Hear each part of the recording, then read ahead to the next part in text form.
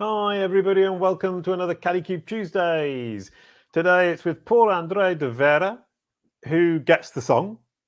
A quick hello and we're good to go. Welcome to the show, Andre de Vera.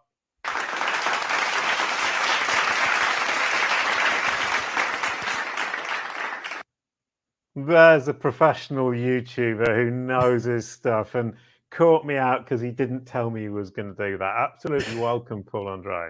Thank you, Jason. Thank you very much for having me on the show. Pleasure to be on. Brilliant, wonderful. So as always, we start with the brand SERP, and I've looked you up here, and you've got your knowledge panel, which you told me about. You've got all your social channels up there. That's pretty good. You said you had a duplicate, and you managed to get rid of the duplicate, which is awesome.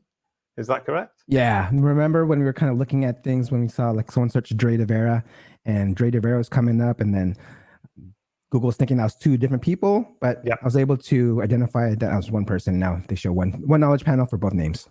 Right. Yeah. I mean, that duplication is a real problem because Google will trigger multiple knowledge panels for the same person at the drop of a hat, and actually getting rid of or deduplicating, as I call it, isn't as easy as it might at first appear. So well done to you. And the other thing is you've got the filter pill at the top there with videos, which is logical given your speciality. And sorry, it just says we're having trouble streaming to LinkedIn. Oh, there you go. Well. Excuse me. Right. So I'm sorry. Yeah, you're on video. Excuse me. I've completely lost the thread here with an error message because Anton isn't here. So I'm dealing with the production, and it's of course immediately it's gone totally wrong. Here's the video results on your brand SERP. You've got the video boxes down there at the bottom, and then you've got the YouTube channel actually feeding directly into the SERP, which is brilliant. So it's now showing the YouTube channel much like it would show the Twitter channel. So that's almost real-time control of another element of the SERP. So you need to manage those videos. And then if you click on the video tab, you've got these videos, which is another set of videos that you also need to look after in terms of figuring out what you want to appear and trying to encourage Google to show the ones you want. So you've actually got multiple video verticals to look after just in your brand SERP. Yeah, love it. I've learned a lot of things from the brand SERP from your channel. Yeah, no, and the thing about it is, it seems simple. Like Andre de Vera equals videos, simple. And then you say, well, there's actually 3 or 4 different verticals that you actually need to look after, which comes as quite a surprise to a lot of people. And with those filter pills that we saw, and I'll show them again. Oh, it's that one. It's going to become even more important because I come onto your page and I immediately look at overview and then I think, oh, what are those videos? And then I click and I get that. And it's just another brand SERP, basically. And Google's encouraging us to look around and research you more on the SERP. But enough of that. We're going to talk about video SEO to launch my YouTube show. And I've already launched my YouTube show a year and a bit ago. So you're too late. Or are you?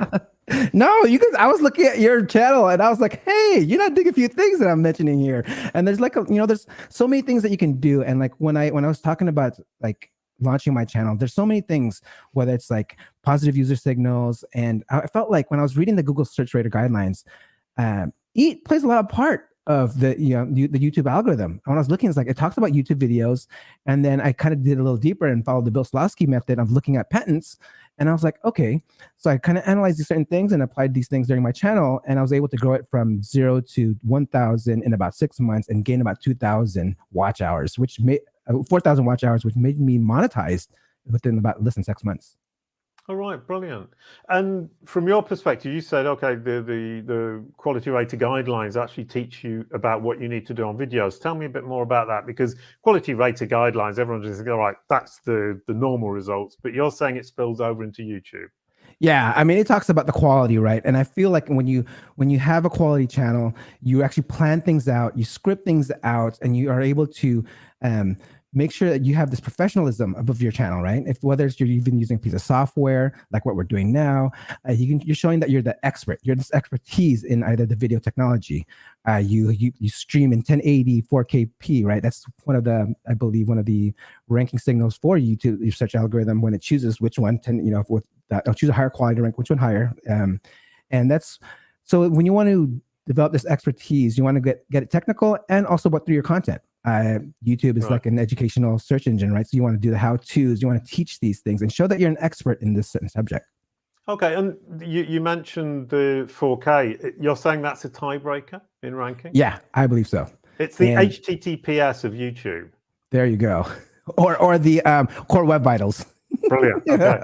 So Gary English says it's a tiebreaker for those two on the normal search results, and Paul Andre de Vera says that 4K is the tiebreaker on YouTube, which is an interesting point. And then you said showing that you're a professional.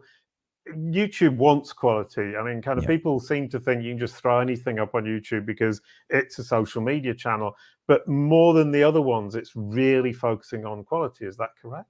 Yeah, because I mean, like if you think about it, if you have a quality product, you have people watching longer, you have people coming back, you have people subscribing, you're generating all these positive user signals with the quality of your content, the quality of your show, the quality of your production, and you stand out, right? I mean, it's something that you pop out where even I feel like sound quality is so important because that's one of the first things I did before I even got on. I got a nice mic just so my quality of sound is very well, because I mean, if someone wants to just listen to the video, which a lot of people do, you sound good. Yeah. I mean, Anton, although he's not here, sadly, he's not ill. He's traveling today, so that's why he's not here. But he really bullied me about the quality of the sound first, then the quality of the camera, then the quality of the light, then the quality of the background you've got behind you. Then you can start talking. Yes.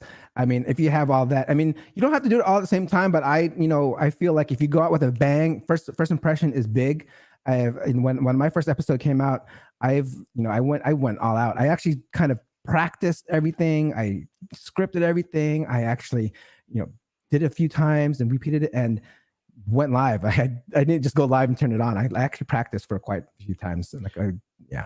Right, yeah, and you said scripted. Now, there's a point that I'm intrigued by, because some people script and some people don't. You script, you like to know what's going to happen. You say, this is my plan for my show. Yep. I've got somebody coming on, I prepare the questions, I've got the bits at the beginning, then I've got the interview, all of that. Obviously, the bit at the beginning, you have to really work. I mean, that must be a lot of work. Yeah. Then you plan the questions. That you think that's, or for you at least, though, on your channel, that's phenomenally important. Yeah, I mean, if you look at the great talk shows out there, I'm talking about like actual shows, not YouTube channels or anything, but I'm talking about like even television shows. There's a certain segments of each part of the show that makes it successful, right? And that's what people are kind of used to seeing. So like I have something that's repetitive. I make sure I do my knowledge bombs. I make sure I have a segment where I turn back the clock.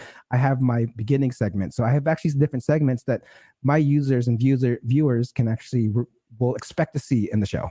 And they can fast forward certain times if they know where to go. Right, and that structure is something. It's repetition and consistency. Whereas I was just thinking consistency. I just have to pitch up every week and talk to somebody, but I'm maybe not being consistent enough because there isn't any structure within this show. Oh, there's some structure. When you ask questions, you have your song. Like I was looking forward to my song this morning. I was like, hey, I want my song. Can't wait for it. And then, so you bring these questions and, you ask questions and then at the very end, we pass the baton, like having the structure is something that, people look onto. And I feel people will get creative, like how people pass the baton. Right. Another thing before we move on to actually how to do the SEO about the structure of your show, you have like 4 or 5 minute wait period at the beginning. Why do you do that? Yeah, so I want to make sure the alert goes out and I can also kind of get to know the people that are coming in. And it's a way for me to engage with the audience because I don't have a segment yet. I'm working on something where I can have engagement where I can engage with my viewers, but that's the time I engage with my viewers. I'll give away prizes. I will like do a little quizzes. I'm like, okay, hey, let's see who was my last guest, and the next one gets a free Kindle book. So I give away prizes. I'm all about like spreading knowledge and helping others out. Generally helping others out, and I'm giving prizes every week. And it's for me to just kind of call everyone out and like greet my viewers because make them feel special, right? Because I want to give them that little air horn when they come on and say, hey, what's up, Stefan? What's up, Tim? And I give them like those little air horns so they can feel special and they stay towards the end of the show. Right. Oh, so you're the real showman then. Because I mean, I've actually got a few things going on in the chat, and it's you and Alan Osborne saying hello. And because Anton isn't here, obviously I can't actually pay sufficient attention to all of this at the same time. You're multitasking all the time. You do an amazing job of that. Yeah. I've seen it, and like you can see, like one of these times, if you have time, I can maybe show you some of the things I have here. But I do have a keyboard, an 80 key keyboard that's programmed to do different things. Like we'll do my overlays and animations, and I have my soundboard where I do all my sound effects. And then I got my, my 3 cameras here. So I have different angles where, I have one over here, one over here. And that's something where I just like having all this different type of productions just adds a little spice to the show. It gets people like, oh, what's happening next? You kind of get them intrigued, and you're trying to like, you don't know what's going to happen. Right. Yeah. Okay. Brilliant. Absolutely wonderful. My last question about that part at the beginning, what happens once the video is then on YouTube? Do people just skip through that? Well, at first I was, I kind of make sure, like, when I was doing giveaways during that time, so people would watch it at the same time. But at the same time, I do get more people starting with, like, when after the replays, you can see it actually picks up after the end of the countdown. So I mean, whether or not they pick it up, I'm still at least engaging with some people in the very, very beginning. But I do see that pick up after the. Yeah, it must be kind of quite pleasing to see it go like that and then drop down slowly, whereas mine just goes off a cliff. From a viewing perspective, obviously not off a cliff because people do stick around, but I don't know if I'll start doing it, but it's intriguing. Right now, SEO for your YouTube show. I mean, are you going to give us yet another lesson in SEO for YouTube, or are you going to go further? Well, I'm going to go a little further. I mean, I'm going to give you like everything that I've done. Exactly what I've done, whether it's actual ranking factors or ranking signals. This is everything I've done to grow my channel. Like I'm going to give you the process of how I've actually launched it, like from 0 to the 2000, like what I was doing, like when I first launched the channel. So, I mean, you want me to go ahead and get started here? Yep. Off you go. I'll just interrupt when I've got. Oh no.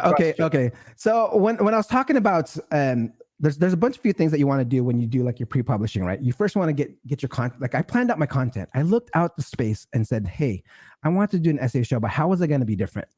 So, I kind of looked at everyone's show out there. I saw tutorials, I saw interviews, I saw, someone that was doing news and stuff like that. So I said, you know what, I'm going to combine all 3.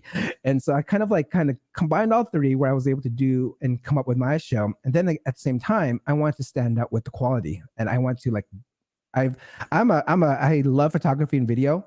So I've actually have a minor in photography in college. So I was able to kind of put together that knowledge of like the lighting and all that stuff and all my camera stuff. A lot of the camera stuff I already actually had, and I just never did live streaming. So I had to learn how to live stream. So I took a course, learned it real quick in about 3 months. And like I mentioned, I actually learned everything I knew within the first 3 months. And then before that, so how would I know people would know about my channel? So this is where I did traditional SEO for the actual channel itself. So, I mean, I believe I was able, what I did was I kind of launched 10 videos at first, get it up there so there's at least content on there. So you pre-recorded 10 videos on your own. Yes. Push them onto the channel so the channel wasn't empty, because starting with an empty channel is never going to hack it, is it? Yeah, exactly. So there was like during that 3-month period I was learning, I actually was at the same time building some channel. I want to get to the first 100 subscribers. Because I want to get my URL so I can promote that URL, the SEO video show URL. And then what I did was I sent out press releases where I was able to get those, get the traditional backlinks to the channel. What I did also was I wanted to make sure, and to get those 100 subscribers, I was just asking everybody. I was asking like my moms, my aunties, uncles, everyone, and like just do whatever you have to do to get to that 100 subscribers, to get that link, get your vanity link, and then you can promote that vanity link to help your channel get that authority. Which in fact isn't a vanity link at all. It's an incredibly powerful marketing tool. Yes. So, and then I put that in every single thing, whether it was on my profiles, like anything, any of my Web 2.0s and my social profiles, it was that URL that I wanted to spread out because I wanted to be consistent. I wanted to have that authority again. And then at the same time, I also validated my channel. You have to verify it with your phone number. I've connected it to my AdSense account, my AdWords account, so you can verify that way, so you can show Google that they can trust you, right? So they can actually okay, this person's a legit business. Yeah. Another thing, this is a tip for you, Jason, because I didn't see this here. I want did you know for video location, you can use your GMB as your video location. So if you go to any of my videos, it says, the video location. If you look above my video name, it says SEO Video Show. It has my office. And if you go to like Paul Andre, like I have another Paul Andre GMB, like Google My Business, all my videos say Paul Andre on the top of my videos, because if you go to video location, you search your Google My Business, then you can attach it to videos. And that way, you can at least tell Google like, hey, this is actually attached to a real business. And that's right. Okay. Because I was wondering about the GMB thing. Somebody once mentioned to me, I thought, I don't want it to say Aubay, Montpellier, south of France, tiny little village in the middle of nowhere. Yeah, no. You can put in your GMB. Search Kalicube. I know you have a Kalicube. You have to have a Kalicube GMB, right? Yeah, no. But the GMB is actually in the middle of the countryside in the south of France. Oh, which is nice, but not for professional. No, but your name, the name on there will show your actual company name. So that's like I'll do that right after the show. There you go. Yes. All right. So back to like. Sorry, you do that for the whole channel. I do that for every single video, and then. But you have to do it per video. Yeah, you have to do per video. You have to do per video, and then so one of those things. So one of the things, like and then going back to like when I was actually uploading videos, right? I actually add metadata to each video. If you're on a PC, right click it, you can change the file properties, add the metadata in there. Or if you export your video from a video editor, you can add metadata on there. You can use Dublin Core metadata, regular metadata. Just add your metadata in there, because I believe there's another patent I found within the YouTube algorithm where it kind of extracts that metadata somehow. And that's why, like when you have your file name, I always name my file name the video and the title of my video, because it actually will pull it into the actual title, and you can see it when you upload it. The name of the file is actually extracted within the YouTube studio. So all that stuff pre-publishing, I do like all the metadata and file renaming, and that's one thing. I feel that also was able to kind of help me in certain things, because I'm ranking for things like YouTube ranking factors, video SEO. These are things that I've actually was able to document and show within about 7 days, pop up for YouTube ranking factors, and that's on Google and on YouTube. So those are the two things. Again, one of the things that like I didn't know before this, which I started doing, is speaking my keywords. Right, I started speaking like today we're talking about video SEO. We should be saying video SEO as much times as we can. And it's not necessarily like, and I would joke around. If you go look in this is one of the things I do within my countdown as well. And one of the reasons I do my countdown is I actually have topics which I repeat multiple times throughout the whole 5-10 minutes of the countdown. I'm throwing in my keywords. I'm like, okay, we're talking about enterprise SEO, in-house SEO, and I'm kind of repeating that like every 2 minutes in the countdown, and it's also on screen, right? Because Google can extract these texts on screen, and how I learned about this. What proved this? It was on your show. What proved about speaking certain things, because you were speaking about someone, and you didn't put it in your description, you put it in your title, and I was searching for that person, and your video came up. I was like, oh, all right. So like this is, I know for a fact when you speak something on there, it's going to show up even though it's not in your title or your description.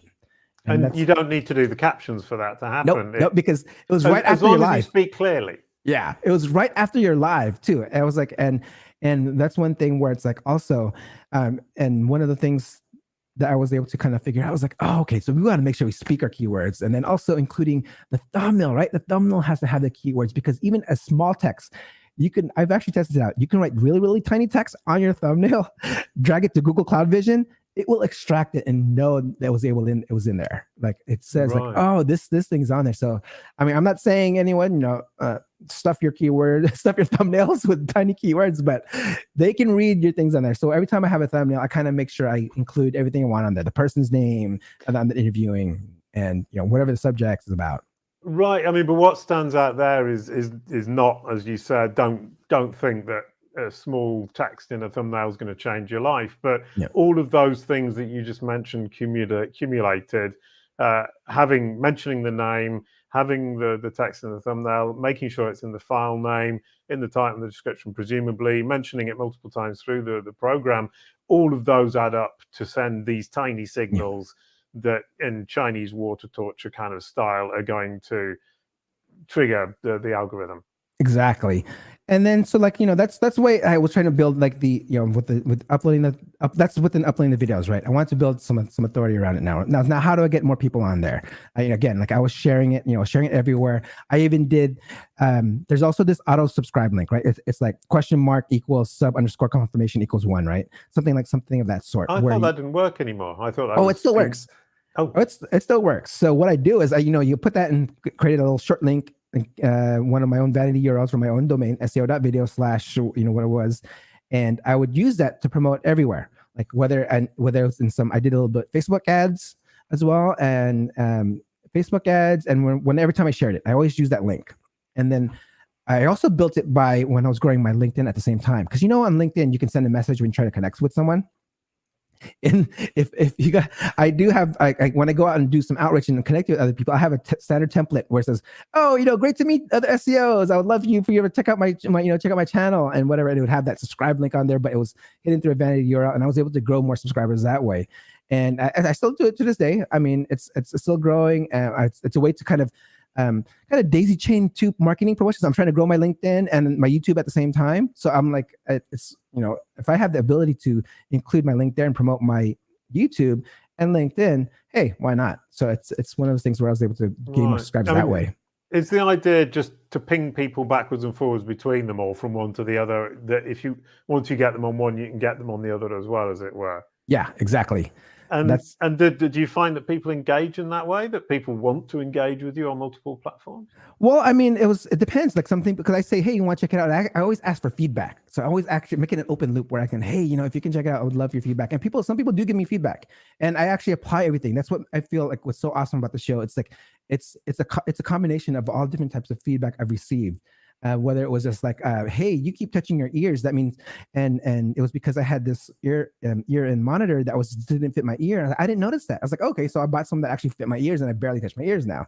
Right. It's getting this feedback that made these certain things. Like if you look at earlier my shows, it's like I never had like dividers between my news things, but people are like, oh, I don't know when you're talking about the next new piece of news.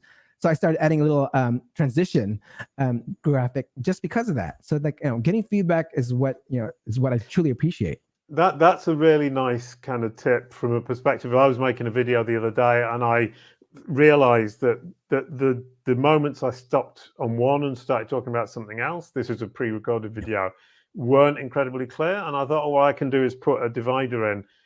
And to be honest, I thought, I can't be bothered. And that, I think now you've just said, that is a big mistake. And I should have had the energy and the desire and the enthusiasm to actually do it, because those dividers must make an awful lot of difference. Yeah, no, and it does, and it also adds a transition. You can quickly like kind of have that pattern interruption. That's one thing I learned also doing video, because this is again something I learned where when you have this pattern interruption, you kind of reset the attention span of your viewer, right? And when you retouch your attention span, they stay longer. And that's why I do like a lot of overlays. That's why I do the transitions. That's why I do the sound effects. It's just to make sure, like, keep my audience alert. And so, I mean, that's like that was the way how I was able to get like getting my channel established as like an authority, right? Like I just wanted to make sure I first created content, and the content I created was also strategic. I was answering questions on Quora with videos, and so I was able to kind of cross promote Quora and YouTube. So I was answering questions on YouTube, and I was also making sure I posted a video on Quora, and then it went back to YouTube. Brilliant. But Erin's saying that you're killing it with content in the video lane. He likes his lanes, does Erin? So from Erin Sparks, that's a real compliment from a real knowledgeable guy. Thank you, Erin. Thank you, Erin. Love your show. You make great content. You make sure it's all structured. You make sure you got your keywords all in the right places, and you ping people from channel to channel and get them to subscribe without them knowing it. Well, I mean, they're gonna get a little. Would you like to subscribe? Yes or no. They can press the yes or no button. A little pop up. Yeah. I can't. I'm a bit wussy about that. I can. Well, I can't do that. But in fact, yeah, people can just click no. So it's not like I'm forcing them. Exactly. And it's there. Yeah. Brilliant. What's the next step? Keep going. Keep going. All right. Okay. So now you need to get some watch time. It's all about getting positive user signals when you're trying to get things ranked, right? So you want to get some watch time for your videos. How do you get watch time? All right, I was already talking about getting adding the attention span, all the pattern interruptions, being able to do that. I even do that with all my videos now, like my pre-recorded videos. I interrupt every 5 seconds, 5 to 8 seconds. I'm gonna have something come in, maybe some text come in or anything like that to keep that attention span coming. And so being able to have that attention span will keep your watch time going. Another thing is to make sure you share your videos through a playlist. Create playlist, right? You create a playlist. And then you grab the URL that's attached to the video URL attached to your playlist, share that. So when someone clicks on it, all your other videos will show up that will come up next. So you'll get more watch time of your channel when you share a video from a playlist, and then you make sure you attach that playlist. Yeah, they stick around because they're already in the playlist, and they would tend to watch that, and they don't see all the suggestions that YouTube are giving. Exactly. But coming back to the point before, every 5 seconds, so I should interrupt you every 5 seconds, which probably equates to like 10 words. I mean, you can.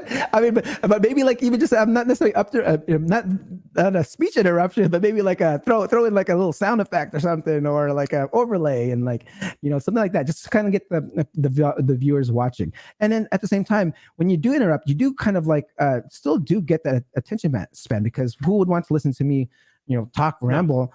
And when you can get that interruption, but I mean, if it's a good interruption too, but you're cutting that break because yeah, I can ramble and go on and well, and that is the thing. I interrupt. I keep it in mind no more than a minute, because nobody wants to listen to anybody else for more than a minute. And what the irony of that is, when I'm guesting on other people's shows, I don't shut up, and I have to tell them, "Can you please interrupt me?" Because I'll just keep talking. Well, I mean, a bit like you just said. Yeah, no, but I mean, I'm gonna let you go if you're dropping all these knowledge bombs. There's a reason why I want you guys to spill the beans. It's like I'm not gonna keep on going. And then at the same time, when I keep you going, especially when you were on my show, right? I didn't interrupt you, but I was dropping knowledge bombs left and right. I was like, oh, boom. All right. Boom. I thought it was because I was saying intelligent things, but it isn't. It's because you just wanted to interrupt every 5 seconds. No. I mean, there's a purpose for it, right? And again, it's also a nice marker for me to go back. I mean, there's multiple uses when you want to add those little pattern interruptions, because I can go back at each knowledge bomb and know when you dropped one and pull that snippet out and share that. Ooh, very clever. Good way of saving time later on. And talk about knowledge bombs. That's your thing. I mean, I don't know how many other people in the world say it, but I kind of associate it with you. And I was preparing a series of little clips. So every time after one of these episodes, we do mini clips where we just pull out 1 minute to 2 minutes. Oh, yeah. And I was going to call them Kalicube knowledge bombs. And then I thought, A, I can't do that because that's Paul's thing. No. And B, it doesn't represent me. I would never say knowledge bomb knowingly. And I've now called them Kalicube knowledge nuggets, which is much more my style. And I think, the point there is keeping your style and being true to yourself. And I'm very familiar with those knowledge nuggets, because you make it in every week on my show with your knowledge nuggets. I grab one and play like, hey, you know what? Check out this knowledge nugget that Jason played. Be sure to check out the full video on his channel. But yeah, thank you for helping me have my content in the beginning of my show. Brilliant. Absolutely. No problem at all. Now, here's another question: is that I actually no longer choose them myself. I ask the guests to choose their favorite part, or Katrina from the Kalicube team chooses her favorite part. And what I like about that is it gives a different perspective, because my perspective would be very different to everybody else's. So what I found really interesting is that with a team, I've managed to spread out the approaches. So it's not just my approach, it's a grouped approach with different people's input. Would you go for that, or are you really a one-man show pony, whatever? Well, I am a one-man show, but I mean, hey, I'm like for whatever if anyone wants to help out, they can. But yeah, I mean, again, it's just something. If I had more time, again, this is something I do on the side as a hobby, and if I would go into cut more clips out and stuff like that. But again, it's something where it's something I love doing, and I'll continue doing it because I love doing it, and I love having fun. I love meeting the people. Again, that's another thing that I'm able to grow the channels by getting all these industry professionals that actually have their own following, and that's one of my own strategies too, is ranking for every guest's name on YouTube. And for the most part, I am within the top 10 of videos. So I'm getting a bunch of searches of of all these people, all the SEOs and digital marketing professionals being searched. So that's one of my main strategies of actually growing the channel, was getting, trying to pull that audience. Right, yeah, because I did that as an experiment. Part of the whole Kalicube Tuesdays experiment is that they're called Kalicube Tuesdays with Andre de Vera and Jason Barnard, with the idea that I'm associating the event to you, to me, and bringing those three entities together with that idea of ranking, but also educating Google and filling the knowledge graph and creating relationships that don't necessarily exist. And you're doing a really good job, because you popped out a knowledge panel for me. It says like a Andre de Vera events, and it goes to your events. You're on the top 10 within my research results. It says, has your website. You created a page for me on your website, which is awesome. Thank you. And then that shows up too. Yeah. So it's like having these nice pages show up for your brand SERP is awesome, totally awesome. Well, I mean, that's the whole kind of entity experiment I'm doing with WordLift. And we built this kind of experiment. It's been going on for a year and a half. And one of the things I've noticed is that the images, the thumbnails and the social images that are on the podcast and the Kalicube Tuesdays episode pages pretty much always rank for the name when there are image boxes. So they rank for every single guest. Now, I'm wondering, from thumbnail perspective, does Google have taste? Does it make a value judgment on the quality of your images? We don't know, right? I guess they don't like my images. I don't get my image on my knowledge panel. I actually asked you, I think I asked you this a while back. I'm like, can I get my image on my knowledge panel? It won't pop out. Yeah, Alessia Korobka was saying Meta. I mean, you were talking about metadata. That helps an awful lot. She said she managed to outrank my photo with her photo. There's an episode, if somebody wants to go back and watch it, from the summer, and she explains all the tips and tricks, and it's absolutely awesome. I can't remember half of them. If you want to know, you have to go and watch it. We're not going to talk about it today. The other thing, kind of, the next thing I was looking at as well is from YouTube. On brand SERPs, at least, YouTube does dominate. People say YouTube dominates in the search results. And once again, doing an experiment with WordLift, we're using their plugin on our site, and we've managed to dominate YouTube, i.e. replace the YouTube video with the videos that we've embedded in our own site, even though the videos come from YouTube. And Andrea Volpini says, basically, that's the carrot they're giving us, because if you use the correct schema markup, the page, when it's embedded in a page and in a site that's dedicated to that, Google will actually prefer it because YouTube doesn't have that context. What do you feel about that? No, that totally makes a lot of sense, and that's something I do when I do have time. I'm planning on creating. I should be creating a video schema for all of my episodes and all that stuff. I should be doing that on my website. I do have a website. It's just a WordPress site that I kind of threw together and just gathering all kinds of SEO videos. But when I do get a chance, I should be doing that. I know it works. It's working for you. It's your perfect example. Right. Yeah, sorry, that was rotten of me. I took you off your topic, which is YouTube, and took you onto the web. Let's get back to YouTube. What's the next point? All right. Because so if you want to grow your channel, you gotta. How are you gonna get other people to notice you? Right. Again, a great way to do it is by going on other people's live shows. Have a nice hairstyle is the answer. Yeah, so they stand out. I mean, I'm big on personal branding, so there's something unique that's always gonna stand out about me, or whatever it is. I've actually, like, on one of my shows, I actually showed like how I had 2 mohawks one time. I take personal branding like very seriously, even if it has to do something with my own self.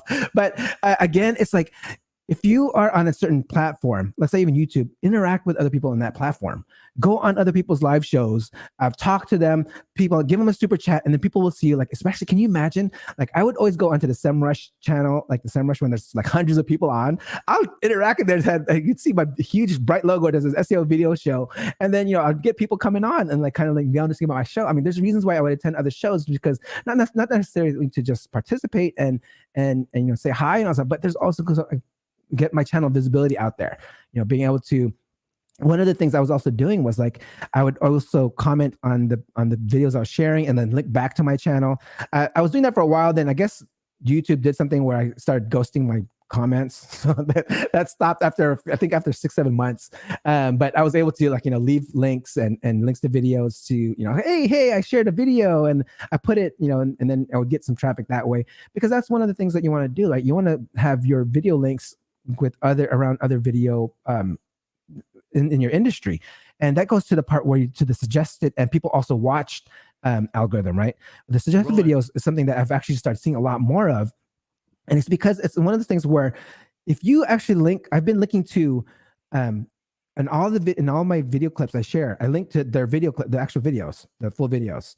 And then if you think about it, people also watch a certain video. So if they click on your link of the video of like they watch one of your videos on there, they'll say, okay, people that actually saw our channel say also watch my channel. So like you get recommended on the homepage. People also watched and suggested videos. It started coming up when I was like really like linking, because I didn't start linking to other videos maybe until like episode 5 or 6, because people were asking like, oh, these are great clips, but can we watch that's another piece of feedback I got, can you put links to the actual clip, full videos? Like, oh yeah, hell yeah. And then when I started doing that is when I started seeing the suggested videos come up more. So I was like, okay, so if I kind of like put more links of related videos within my description, and it makes sense, right? Because if someone clicks and watches it, people also watch this, and then my videos start showing up. Right. Okay. And that's mostly on YouTube. I mean, would it work YouTube. if you uploaded the clip to Twitter and then linked back to the full video, having uploaded the clip to Twitter? Oh no, this is just in YouTube itself, right? Because you're within the platform, you're watching other people's videos. Someone's watching it and they found it through your description, your video. You've put that link on there, and so when someone watches their video, yeah.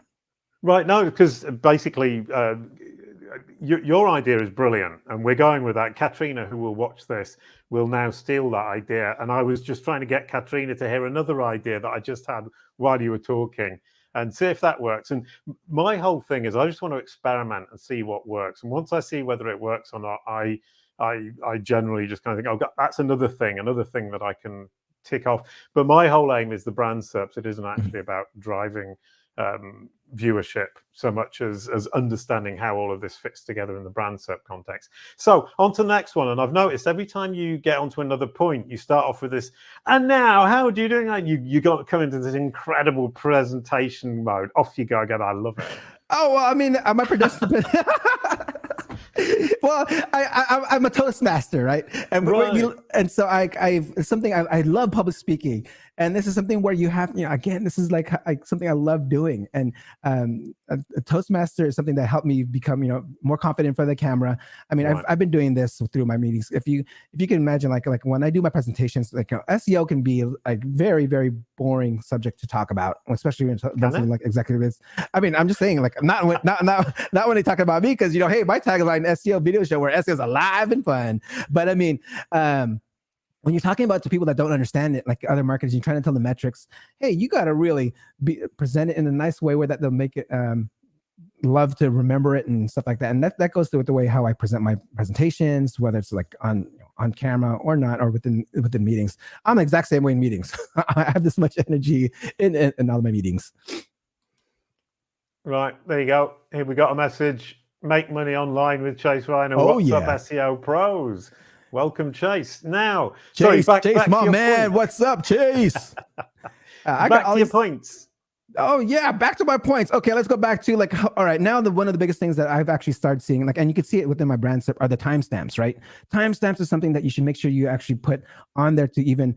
Or because if they do the auto chapters, you may want them to have it actually organized where you actually include your keyword in certain things and get found for certain with your timestamps. If you get clever with your timestamps, you can get answer questions with timestamps, and then it would show up, right? Ooh. So make sure you add your keywords in your timestamps. That would also help within you getting found and driving more viewership, driving more views, and driving more watch time. Brilliant. Yeah, because I use timestamps, but I tend to just put what I think is interesting, which is obviously a big miss on my part, because what I find is interesting isn't necessarily what people search for. I mean, if it answers a question, you're in great shape. I mean, as long as it answers your question and whatever that is, you'll pull that traffic. I mean, it's funny because I had a guest, I think it was like Dixon Jones, a couple of weeks ago, saying, "Hey, he was like, no one's searching for my name." I'm like, you actually got about 10 searches just past week for your name. So stop talking about that. So like, this is one of the things where it doesn't matter. And then when you actually add these timestamps,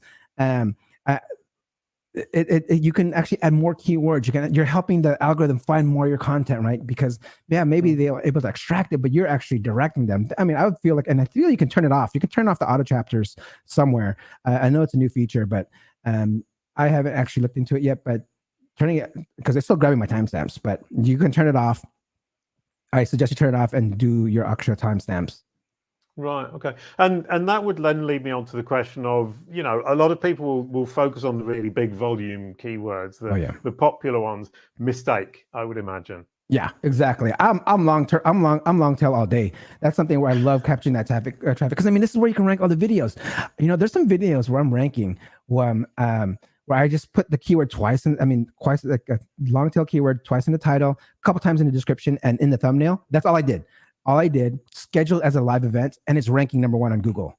Like these are certain things where like, you have to find the right points, like the main exact points where I always express it, where it's like thumbnail, title, description, mention it a few times. Don't stuff it. I mean, if you're lazy, go ahead and just like, this is what I'm testing. Like I was stuffing it and trying to test certain things.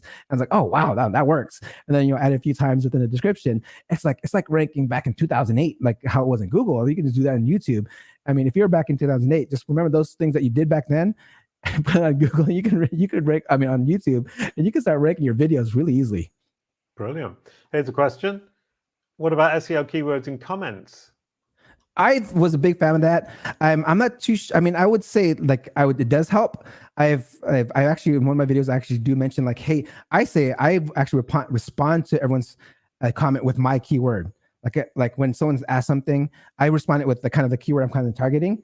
Again, that's something I did, but I don't know if it's a ranking factor, ranking signal. But I do that. I actually respond with keywords on purpose to all my comments. Doesn't there come a point with the keywords for each episode where it's so much in your head that you just do it naturally? It's not even making an effort to do it because the keyword is going to be part of the answer anyway. Yeah, I mean, it's one of those things too. Like, and for the most part, like, yeah, I wouldn't want to put a keyword that doesn't make sense. So it's like you were talking about. You're right. It's talking about naturally.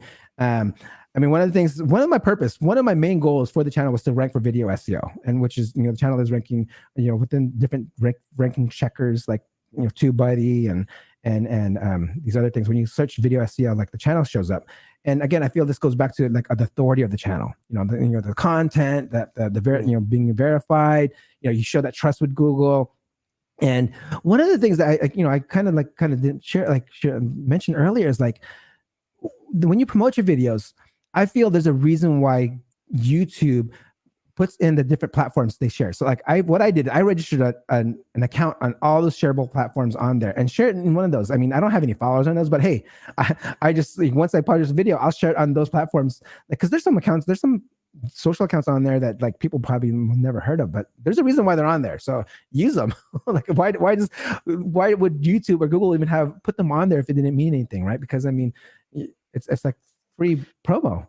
Right. I mean, a lot of them, you've said Google a few times though. I mean, you're really associating the two. And whether YouTube is up to Google's standards of algorithmic smartness or not doesn't really matter. It's certainly moving up the scale. It's not as simplistic as it was perhaps 2 years ago. Mm-hmm. Yeah. I mean, I guess I've been interchangeably saying it, but I mean, hey, Google owns YouTube, and I feel like some of the engineers has been pushing some of those things going towards each platform. And at the same time, it's like there's different strategies against it. Again, rank on Google versus YouTube. I mean, like the embed thing. If I want to rank a video on Google, I'm embedding my video everywhere I can. Right. So like there's different strategies for each one, but again, if you like this for YouTube at least is like this is about growing the channel. It's all about the positive user signals, the watch time, the subscribers, the likes, the engagements. So those four are the biggest positive user signals. I believe there's a whole patent on that. They talk about these four things, and the positive, it's called positive user signals patent on YouTube. Brilliant. Wonderful. Is that the end of your list? Have we gone through it all? Because that's actually the biggie at the end. Sorry, go ahead. No, that's the biggie at the end. But you know what, guys? I put all everything we talked about here. I have it in the checklist for you guys, and you guys can grab it like later on. And maybe Jason, you can put it on the description. But yeah, I have this here for everyone to check out. And if you have any questions, just watch this video. I actually on the landing page where I have this checklist has this video already embedded, so you can watch it. Well, we can definitely link to that. Now, to finish off, a couple of things. Number one is that a couple of people have asked me what happened to my eye. The answer is I had an operation.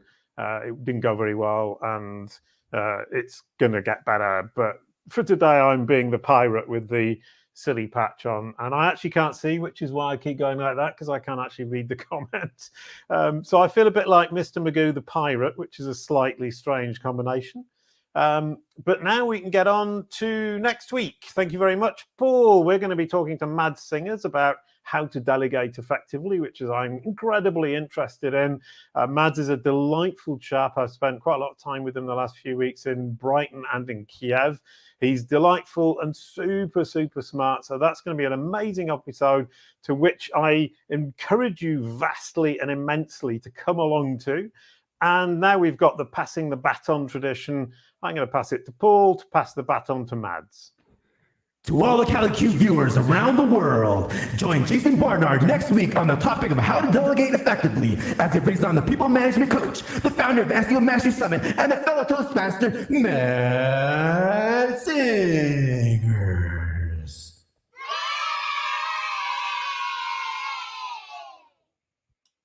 I don't think we'll ever have anything quite like that ever again in the passing the baton moment.